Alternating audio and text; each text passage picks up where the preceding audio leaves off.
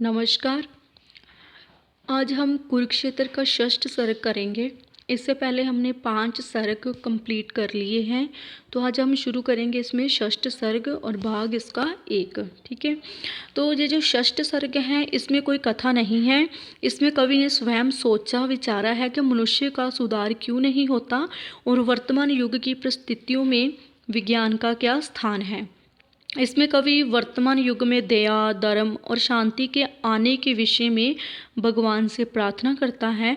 कवि का मानना है कि संसार में अनेक महापुरुष हुए हैं, किंतु अभी तक वासना का, इच्छाओं का तूफान उठ रहा है। गरीब लोग लाचार और बेबस है। महापुरुषों के होते हुए भी मनुष्य दुख क्यों भोग रहा है। ठीक है, गरीबों का शोषण आज भी हो रहा है, युद्ध आज भी हो रहे हैं, ईर्ष्या और द्वेष में लोग आज भी जल रहे हैं। ठीक है, इस प्रकार के विचार इस सर्ग में हैं। ठीक है, इसमें अभी युधिष्ठिर और भीष्म पितामह के माध्यम से नहीं कुछ भी कहा गया, जो भी कहा है कवि ने स्वयं ही कहा है। तो हम ये वाले सर्ग शुरू करते हैं आज। ठीक है, तो इस सर्ग का पहला अंश देखिए। धर्म का दीपक, देहा का दीप कब जलेगा, कब चलेगा विश्व में भगवान, कब कोमल ज्योति से अभिषिक्त हो सरस होंगे जली सूखी रसा के प्राण। ठीक है, इसमें क्या है कि कवि ने विश्व कल्याण की कामना करते हुए संसार में जो व्याप्त है विषमता, वासना, लोभ तथा मोह आदि से मुक्त होने की प्रेरणा दी है। ठीक है, एक तरह से ये मंगलाचरण का ही रूप प्रस्तुत करता है ये वाला ये जो हमारा पैरा है। तो देखिए वो बोलते हैं, धर्म का दीपक, दया का दीप कब जलेगा विश्व में भगवान के हे ईश्वर, इस संसार में धर्म और दया का दीपक कब जलेगा, कब सुकोमल ज्योति से अभिषिक्त, अभिषिक्त क्या होता है, संचित हो सरस होंगे जली सूखी रसा के प्राण। रसा क्या है, धरती के कब शीतल और सुखद प्रकाश में जो धरती की कालिमा है मिट जाएगी। धरती की कालिमा का अर्थ है यहाँ पर कि जो संसार के दुख है, दर्द है, ठीक है, वो मिट जाएंगे तथा इस सूखी जली धरती के प्राणों में सरसता और मधुरता का संचार हो जाएगा। ठीक है, वो ईश्वर से कहता है। तो यहाँ पर क्या है कि विश्व कल्याण तथा विश्व बंधुत्व की जो भावना से प्रेरित कवि दिखाई देता है। नेक्स्ट आता है बहुत बरसी धरित्री पर अमृत की धार, पर नहीं अब तक सुशीतल हो सका संसार, भोग लिप्सा आज भी लहरा रही उधाम, बह रही असह्य नर की भावना निष्काम। तो यहाँ पर कवि का कथन है कि है बहुत बरसी धरित्री पर अमृत की धार। ठीक है, धरित्री अर्थात धरती। तो कवि का कथन है कि इसमें संदेह नहीं है कि अब तक जगत में अनेक महापुरुषों ने समय समय पर अवतरित होकर धरती पर दया, धर्म के प्रचार प्रसार के माध्यम से अमृत की वर्षा की है, पर नहीं अब तक सुशीतल हो सका संसार। ठीक है, तो वो कहते हैं कि इस पर भी ये धरती युद्ध, घृणा, मोह, लोभ आदि से मुक्त होकर शीतलता को प्राप्त नहीं हो सकी हैं। भोग लिप्सा आज भी लहरा रही उदाम। भोग लिप्सा क्या है, जो भोग की इच्छा होती है, उदाम अर्थात भीषण। ठीक है, वो कहता है कि आज भी कुछ व्यक्तियों की भोग लिप्सा के कारण ये धरती हिंसा तथा तनाव से ग्रसित है, बह रही असहाय नर की भावना निष्काम। निष्काम क्या होता है, निष्फल, जो असफल है, कि लोग विवश और असहाय बने से कुछ मुट्ठी भर शोषकों की भोग लिप्सा का शिकार बन जाते हैं। ठीक है, इसमें क्या है, कवि ने शोषकों की भोग लिप्सा पर प्रहार किया है। भीष्म हो अथवा युधिष्ठिर जाके हो भगवान, बुद्ध हो जाके अशोक, गांधी हो के यीशु महान, सिर झुका सबको सभी को श्रेष्ठ निज से मान, मातृवाचिक ही उन्हें देता हुआ सम्मान, दग्ध कर पर के स्वयं भी भोगता दुख दाह, जा रहा मानव चला अब भी पुरानी रहा। तो इसमें क्या है कि कवि ने स्पष्ट किया है कि अनेक महापुरुषों द्वारा शांति का संदेश दिए जाने पर भी ये धरती क्या है, शोषण की प्रवृत्ति से मुक्त नहीं हो सकी हैं। तो कहते हैं कि भीष्म हो अथवा युधिष्ठिर जाके हो भगवान, बुद्ध हो के अशोक, गांधी हो कि यीशु महान। के कवि का कथन है कि संसार में अनेक महापुरुष हुए जिन्होंने तप, त्याग, सेवा, समानता, सत्य, अहिंसा आदि की शिक्षा दी।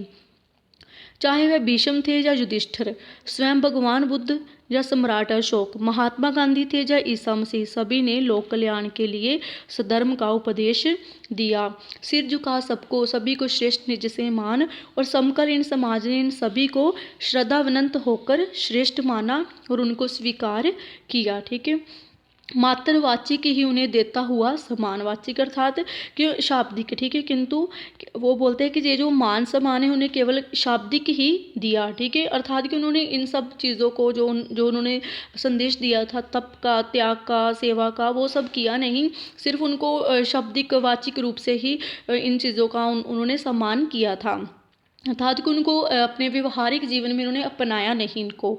दग्ध कर पर के स्वयं भी भोगता दुख दाहा, वो कहता है किंतु ये मान सम्मान तो केवल शाब्दिक ही रहा, मनुष्य का आचरण नहीं बदला, आज भी मानव दूसरों को जलाकर, ठीक है, दग्ध कर अर्थात जलाकर, उन्हें दुख देकर, उनका शोषण करके स्वयं भी दुख और पीड़ा सहन करता जा रहा मानव चला अब भी पुरानी राह। और बड़ी खेद की बात है कि मनुष्य अपनी पुरानी शोषण की राह बदल नहीं पाया है, वो अब भी उसी रास्ते पर जा रहा है। यहाँ पर क्या है कि कवि ने ये स्पष्ट किया है कि शोषण की जो प्रवृत्ति है वह शाश्वत है, ठीक है, शाश्वत पता ही क्या होता है, जो कभी ना मरने वाली हो, ठीक है। तो महापुरुषों द्वारा प्रयत्न करने पर भी इस धरती पर सुख, समृद्धि एवं शांति का साम्राज्य स्थापित ना हो सका। कवि ने मानव मन में उत्पन्न भावों को वाणी प्रदान यहाँ पर की है। अपहरण शोषण वही, कुत्सित वही अभिमान, खोजना चढ़ दूसरों को बसम पर उठान, शील से सुलझा ना सकना आपसी व्यवहार, दौड़ना रह उठा उन्माद की तलवार, द्रोह से अब भी वही अनुराग, प्राण में अब भी वही फुंकार बरता नाग। तो यहाँ पर कवि का कथन है कि आज भी अपहरण शोषण वही, कुत्सित वही अभिमान, अपहरण अर्थात छीनना, ठीक है, शोषण अर्थात दूसरों को कुचलना, कुत्सित अर्थात निंदनीय या घृणित जिसको बोल सकते हैं। वो बोलता है कि आज भी मनुष्य पहले के समान ही दूसरों का अधिकार छीन रहा है, दूसरों के जीवन को मसल रहा है, खोजना चढ़ दूसरों के बसम पर उत्साह, ठीक है, अभियान अर्थात आक्रमण आता है, तो दूसरों के जीवन को मसल रहा है, दूसरे पर निंदनीय आक्रमण कर रहा है। शील से सुलझा ना सकना आपसी व्यवहार, खोजना चढ़ दूसरों के बसम पर उत्साह, कि वो दूसरों को मिट्टी में मिलाकर अपनी उन्नति करना चाहता है। शील से सुलझा ना सकना आपसी व्यवहार, कि वह प्रेम तथा सत्य से के साथ आपसी झगड़ों को सुलझा नहीं पाता। दौड़ता रह उठा उन्माद की तलवार, उन्माद होता है पागल बनकर या पागलपन, तो वो कहता है कि वो आपसी झगड़ों को तो सुलझा नहीं पाता और पागल होकर दूसरों पर तलवार उठाकर दौड़ता है। द्रोह से अब भी वही अनुराग, प्राण में अब भी वही फुंकार बरता नाग, वो कहते हैं वह हिंसा से प्रेम करता है, अब भी उसके हृदय में क्रोध का सांप जहर फैलाया करता है। तो यहाँ पर कवि ने आज के जो वैज्ञानिक युग के मानव में निहित स्वार्थ एवं शोषण की जो यथार्थ प्रवृत्ति है उसका चित्रण इसमें किया है। नेक्स्ट देखिए, पूर्व युग सा आज का जीवन नहीं लाचार, आ चुका है दूर द्वापर से बहुत संसार, ये समय विज्ञान का सब भांति पूर्ण समर्थ, खुल गए हैं गूढ़ संस्कृति के अमित गुरु अर्थ, चीरता तम को संभाले बुद्धि की पतवार, आ गया है ज्योति के नव भूमि में संसार।